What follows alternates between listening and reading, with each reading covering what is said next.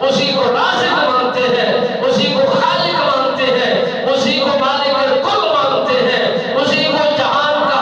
مالک مانتے ہیں، جب یہی پیغام میرے آقا نامدار صلی اللہ علیہ وآلہ وسلم سرکار نے لوگوں کے کانوں تک یہ پیغام پہنچاتے، جو قبول کرتے وہ صاحب ایمان بنتے، جو اس کو لیتے وہی ایمان میں داخل ہو جایا کرتے تھے، جو اس کو ٹھٹلا دیتے اور اس فرمان کو ترک کر دیتے، میرے آقا نامدار صلی اللہ علیہ وآلہ وسلم سرکار نے جو جہاد کی تلقین فرمائی، جہاد کی طرف رغبت دی، پیغام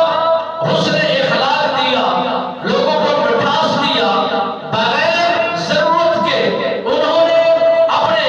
تلوار کو نہیں اٹھایا، اخلاق کے ساتھ بھی کام کیا، تربیت کے ساتھ بھی کام کیا، لوگوں کا ذہن سازی بھی کی، لوگوں کے اندر مٹھاس بھی پیدا فرمایا۔ آج جو لوگ یہ کہتے ہیں میرے آقا نامدار صلی اللہ علیہ وآلہ وسلم سرکار کی زندگی مبارک کے اندر انہوں نے اپنے اخلاق کے ساتھ لوگوں میں محبتوں کو پیدا فرمایا ہے،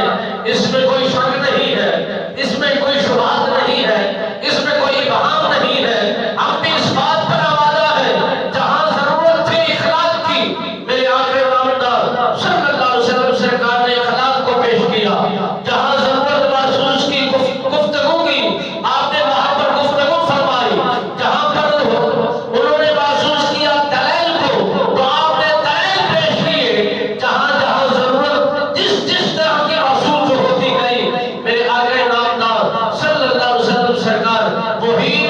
لبادہ، وہی انداز، وہی گفتار، وہی لہجہ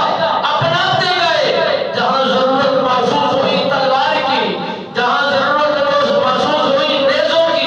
جہاں ضرورت ہوئی محسوس ہوئی جہاد فی سبیل اللہ کی،